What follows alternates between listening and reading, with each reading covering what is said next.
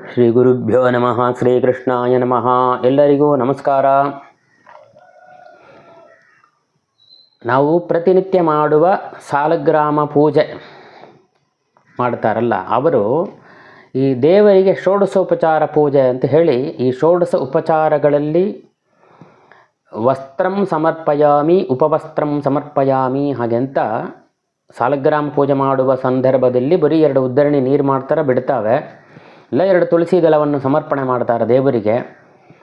ಅಂದರೆ ಬೇರೆ ವಿಷಯಗಳಲ್ಲಿ, ಬೇರೆ ಒಂದು ವಿಶೇಷವಾದ ದಿನಗಳಲ್ಲಿ ಮಾಡುವ ಅಂದರೆ ಸತ್ಯನಾರಾಯಣ ಪೂಜೆ, ಅನಂತ ವ್ರತ, ಸ್ವರ್ಣಗೌರಿ ಪೂಜೆ, ವರಲಕ್ಷ್ಮಿ ಪೂಜೆ, ಹೋಮ ಹವನ ಮಾಡುವ ಸಂದರ್ಭದಲ್ಲಿ ಕಲಶ ಸ್ಥಾಪನ ಮಾಡಿರ್ತಾರೆ. ಅಲ್ಲಿ ನಾವು ಈ ಹತ್ತಿಯಿಂದ ಆದ ಒಂದು ವಸ್ತ್ರವನ್ನು ಹಾಕ್ತೇವೆ. ಅದರಲ್ಲಿ ಅದಕ್ಕೆ ಗಜವಸ್ತ್ರಂ ಅಂತ ಹೇಳ್ತಾರೆ ತಮಿಳುನಾಡು ಸೈಡು. ಅದಕ್ಕೆ ಹೆಸರು ಗೆಜ್ಜೆ ವಸ್ತ್ರ ಅಂತ ಹೆಸರು ಅದಕ್ಕೆ. ಈ ಗೆಜ್ಜೆ ವಸ್ತ್ರವನ್ನು ಸಮರ್ಪಣೆ ಮಾಡ್ತವೆ. ಅಂದರೆ ಅದು ಒಂದಾಗಿ ಮಾಡಬಾರದು, 2 ಆಗಿರಬೇಕು. ಒಂದು ವಸ್ತ್ರ, ಒಂದು ಅಂಗವಸ್ತ್ರ ಅಂತ. ಹೀಗೆ ಈ ಸಾಲಗ್ರಾಮ ಪೂಜೆ ಮಾಡುವ ಸಂದರ್ಭದಲ್ಲಿ ಬರೀ 2 ಉದ್ದರಣಿ ನೀರು ಮಾತ್ರ ಬಿಡ್ತಾವೆ. ಇಲ್ಲ 2 ತುಳಸಿ ದಳವನ್ನು ದೇವರಿಗೆ ವಸ್ತ್ರಂ ಸಮರ್ಪಯ ಅಂತ ಹಾಕ್ತಾರೆ. ಬೇರೆ ಕಲಶ ಇಟ್ಟು ಮಾಡೋ ಸಂದರ್ಭದಲ್ಲಿ ಗೆಜ್ಜೆ ವಸ್ತ್ರ ಅಂತ ಇದನ್ನು ಸಮರ್ಪಣೆ ಮಾಡ್ತಾರೆ ದೇವರಿಗೆ. ಇದೊಂದು ದೊಡ್ಡ ವಿಶೇಷವಾದ ಸೇವೆ ಅಂತ, ತುಂಬ ಶ್ರೇಷ್ಠವಾದದ್ದು ಅಂತ ಹೇಳ್ತಾರೆ. ಎಲ್ಲ ಸೇವೆಯೂ ತುಂಬ ಶ್ರೇಷ್ಠ, ಇದು ಅತ್ಯಂತ ಶ್ರೇಷ್ಠವಾದದ್ದು. ಮತ್ತು ಈ ಗೆಜ್ಜೆ ವಸ್ತ್ರವನ್ನು ನಾವು ನಾಳೆ ವರಲಕ್ಷ್ಮಿ ಪೂಜೆ ಬರುತ್ತೆ ಅಂತಂದರೆ ಇವತ್ತು ತಾನು ಮಾಡಿ ಇಡಬೇಕು. ಅದನ್ನು ಅಂದರೆ ನಿನ್ನೆ ಮಾಡಿಟ್ಟಿರೂ ಪರವಾಗಿಲ್ಲ, ತುಂಬ ಹಳೆಯದು, ತುಂಬ ದಿನ ಆಯಿತು ಮಾಡಿ ಹಾಗೆ ಅಂದರೆ ಅದನ್ನು ದೇವರಿಗೆ ಹಾಕಬಾರದು ಅಂತ ಒಂದು ಪೂಜೆ ಆಯಿತಾ ಮರು ದಿವಸ ಅದನ್ನು ಯಥಾಸ್ಥಾನ ಅಂತ ಹೇಳಿ ಆ ದೇವತೆಯನ್ನು ವಿಸರ್ಜನೆ ಮಾಡಿ ಆವಾಗಲೇ ಆ ಅಲಂಕಾರ ಎಲ್ಲ ತೆಗೆದುಡಬೇಕು. ಅದು ಹಾಗೆ ತುಂಬ ದಿನ ಹಾಗೆ ಆ ವಸ್ತ್ರನ ಹಾಗೆ ಹಾಕಿ ಇಡಬಾರ್ದು. ಫೋಟೋಲು ಸರಿ, ಕಲಸದಲ್ಲೂ ಸರಿ. ಫೋಟೋಲಿ ಒಬ್ಬೊಬ್ಬರು ನೋಡಿ ಅಂದರೆ ಹಾಕಿರು ಅಂತಾರೆ, ತುಂಬ ದಿನ ಹಾಗೆ ಇರ್ತದೆ, ಹಳೆಯದು ತೆಗೆಯೋದೇ ಇಲ್ಲ. ತಿರುಗಿ ಯಾವತ್ತು ಪೂಜೆ ಮಾಡ್ತಾವೆಯೋ ಆವತ್ತು ಆ ವಸ್ತ್ರ, ಆ ಗಜವಸ್ತ್ರ ಹಳೆಯದನ್ನು ತೆಗಿತಾರೆ. ಹಾಗೆ ಮಾಡಬಾರ್ದು ಹಾಗೆ ಅಂತ. ಹಾಗೆ ಈ ಪೂಜೆಯನ್ನು ಮಾಡುವ ಸಂದರ್ಭದಲ್ಲಿ ಮಾಡ್ತಾವೆ. ಇದು ಏನು ಶ್ರೇಷ್ಠ ಅಂತಂದರೆ, ಇದು ಹಾಕೋದ್ರಿಂದ ಏನು ಪ್ರಯೋಜನ? ಜನ್ಮಾಂತರಗಳಲ್ಲಿ ನಮಗೆ ಬಟ್ಟೆಗೆ ಯಾವತ್ತೂ ದರಿದ್ರವೇ ಬರೋದಿಲ್ಲ. ಅಂದರೆ ದೇವರು ನಮ್ಮನ್ನು ಸೃಷ್ಟಿ ಮಾಡಿದ್ದಾನ, ದೇವರು ನಮಗೆ ಕೊಟ್ಟಿದ್ದಾನ, ನಾವು ದೇವರಿಗೆ ಕೊಡ್ತಾವೆ ಎಂಬುದಾಗಿ ಅನುಸಂಧಾನ. ಇದನ್ನು ದೇವರಿಗೆ ಕೊಡುವುದರಿಂದ ನಮಗೆ ಯಾವ ಜನ್ಮದಲ್ಲೂ ಬಟ್ಟೆಗೆ ಕೊರೆ ಇರುವುದಿಲ್ಲ. ನಮಗೆ ಬೇಕಾಷ್ಟು ಬಟ್ಟೆ ಇದ್ದರೂ ಒಳ್ಳೆ ಬಟ್ಟೆ ಉಟ್ಟುಗಬೇಕು ಅಂತಂದರೆ ಅದು ಜನ್ಮಾಂತರ ಪುಣ್ಯವೂ ಇರಬೇಕು ಅದಕ್ಕೆ. ಹಾಗೆ ಇನ್ನೊಂದು ಇದಕ್ಕೆ ಮಾರ್ಗದರ್ಶನ ಅಂತ ಹೆಸರು ಹೇಳ್ತಾರೆ, ಮಾರ್ಗ ಅಂತ ಹೇಳ್ತಾರೆ. ಈ ಗೆಜ್ಜೆ ವಸ್ತ್ರ ಹಾಕುವುದರಿಂದ ಬಟ್ಟೆ ಸಿಕ್ಕತ್ತೆ ನಮಗೆ. ಯಾವ ಜನ್ಮದಲ್ಲೂ ಬಟ್ಟೆಗೆ ದರಿದ್ರ ಬರುವುದಿಲ್ಲ.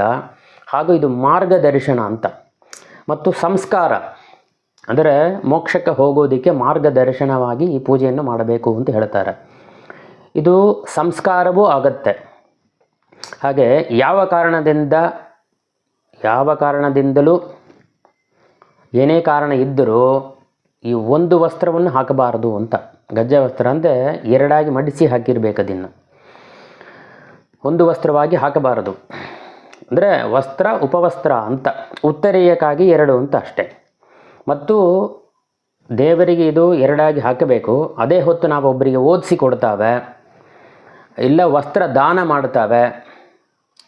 ಅಂದರೆ ಗಂಡಸರಿಗೆ ಪಂಚೆ ಕೊಡ್ತಾವೆ, 9/5 ಅಂತ ಒಂದು ಪಂಚೆಯನ್ನು ಕೊಡ್ತಾರೆ. ಆ ವಸ್ತ್ರ ದಾನ ಮಾಡುವ ಸಂದರ್ಭದಲ್ಲಿ ಕೂಡ ಒಂದು ತುಂಡಿಟ್ಟಿರಬೇಕು, ಎಕ್ಸ್ಟ್ರಾ ಒಂದು ತುಂಡು ಇಟ್ಟು ಕೊಡಬೇಕು. ಉತ್ತರಿ ಅಂತ ಹೇಳಿ ಅದನ್ನಿಟ್ಟೇ ಕೊಡಬೇಕು. ಪಂಚೆಯನ್ನು ಸಪ್ರೇಟಾಗಿ ಕೊಡಬಾರದು. ಹಾಗೆ ಹೆಂಗಸರಿಗೆ ಸೀರೆ ಕೊಡುವ ಸಂದರ್ಭದಲ್ಲಿ ಕೂಡ ಸೀರೆಯಲ್ಲಿ ವಿತ್ ಬ್ಲೌಸ್ ಆಗಿ ಬರುತ್ತೆ. ಆದರೂ ಮೇಲೆ ಇನ್ನೊಂದು ಬಟ್ಟೆ ಬ್ಲೌಸ್ ಬಿಟ್ಟು ಇಟ್ಟು ಕೊಡಬೇಕು ಅವರಿಗೆ. ಒಂಟಿ ವಸ್ತ್ರವಾಗಿ ಕೊಡಬಾರದು ಅಂತ. With blouse, sari with blouse, ಆದರೂ ಇನ್ನೊಂದು ಬಟ್ಟೆಯನ್ನು ಇಟ್ಟೇ ಕೊಡಬೇಕು. ಒಂದು ಬ್ಲೌಸ್ ಬಿಟ್ಟಿಟ್ಟು ದಾನವಾಗಿ ಕೊಡಬೇಕು. ಹೀಗೆ ಒಂದು ಪಂಚೆ ಸೀರೆಯಾಗಿ ಕೊಡಬಾರದು ಅಂತ. ಹೀಗೆ ದೇವರಿಗೆ ಇನ್ನೊಂದು ಈ ಗೆಜ್ಜೆ ಉರುಂಡೆಯಾಗಿರ್ತಲ್ವ, ಅದು ಬಂದು ದೇವರಿಗೆ ಮಾಡೋ ವೇಳೆ 16 ತಂತುಗಳಿರಬೇಕು. ಅಂದರೆ 2 8 16 ಪಂಚೆ ಅಂಗವಸ್ತ್ರ ಅಂತ ಹೇಳೋದಕ್ಕೆ. ದೇವಿಯರಿಗೆ ಅಂದರೆ ಹೆಂಗಸು ದೇವತೆಗಳಿಗೆ ಪೂಜೆ ಮಾಡುವ ಸಂದರ್ಭದಲ್ಲಿ 18 ಇರಬೇಕು ಅಂತ. ಅಂದರೆ 18 ಮೊಳ, 9 ಗಜ ಸೀರೆ ಹಾಗೆ ಅಂತ ಹೇಳ್ತಾ ಅಂತ ಮಾರಿ 18 ಮೊಳ ಇರಬೇಕು ಅಂತ. 18 ಮೊಳ ಸೀರೆಯ ಸಂಕೇತ ಅದು. ಅದರಿಂದ ಹಾಗೆ ಅದು ಎರಡಾಗಿ ಹಾಕಬೇಕು ಹಾಗೆ ಅಂತ. ಆ ಇರುವ ವಸ್ತ್ರವನ್ನೇ ಹಾಕಬೇಕು. ಗಜ್ಜೆ ವಸ್ತ್ರವನ್ನು ಮುಂದಿನ ದಿನ ಮಾತ್ರವೇ ಮಾಡಿ ಇಡಬೇಕು, ಮರುದಿವಸ ಮತ್ತು ಹಳೆಯದು ಮಾಡಿ ಇಟ್ಟು ಹಾಕಬಾರದು ಹಾಗೆ ಅಂತ. ಮತ್ತು ದೇವರಿಗೆ ಹಾಕುವ ಸಂದರ್ಭದಲ್ಲಿ ಕುಂಕುಮವನ್ನು ಹಚ್ಚಿ ಹಾಕಬೇಕು. ಮಧ್ಯೆ ಮಧ್ಯೆ ಕುಂಕುಮ ಹಚ್ಚಿ ದೇವರಿಗೆ, ಅಂದರೆ ಸತ್ಯನಾರಾಯಣ 2 ಕಲಶ ಇಡ್ತಾರೆ ಅಂತಂದರೆ ದೇವರಿಗೆ ಹಾಕುವ ವೇಳೆ ಕುಂಕುಮದಿಂದ ಹಚ್ಚಿ ಆ ಗಜವಸ್ತ್ರ ಹಾಕಬೇಕು. ದೇವಿಯರಿಗೆ ಹಾಕುವ ಸಂದರ್ಭದಲ್ಲಿ, ಹೆಂಗಸು ದೇವತೆಗಳಿಗೆ ಹಾಕುವ ವೇಳೆ ಒಂದು ಅರಿಶಿನ, ಒಂದು ಕುಂಕುಮ, ಹೀಗೆ ಒಂದು ಗಜವಸ್ತ್ರನ ಒಂದಿಲ್ಲಿ ಒಂದು ಅರಿಶಿನ ಕಲಗ ಕುಂಕುಮ, ಅದಕ್ಕೆ ಕಲಗ ಅರಿಶಿನ, ಅದಕ್ಕೆ ಕಲಗ ಕುಂಕುಮ, ಹೀಗೆ ಹಚ್ಚಿಯೇ ವಸ್ತ್ರವನ್ನು ಸಮರ್ಪಣೆ ಮಾಡಬೇಕು. ಮತ್ತು ನಾಗ ಚತುರ್ಥಿಯಂದು ಮಾಡುವ ಸಂದರ್ಭದಲ್ಲಿ ಒಂದು ಹಳದಿ, ಒಂದು ಕುಂಕುಮ ಹಚ್ಚಿ ಹಾಕಬೇಕು ಅಂತ. ಅರಿಶಿನ, ಹಳದಿ, ಹಾಗೆ ಬರೀ ಅರಿಶಿನದಿಂದಲೂ ಹಾಕಬಹುದು. ಚತುರ್ಥಿಯಂದು ಮಾತ್ರ ಹಾಗೆ ಅಂತ. ನಾಗಪ್ಪಣಿಯ ಪೂಜೆ ಮಾಡುವ ಸಂದರ್ಭದಲ್ಲಿ ಮಾತ್ರ ಅರಿಶಿನದಿಂದ ಹಾಕಬೇಕು ಅಂತ.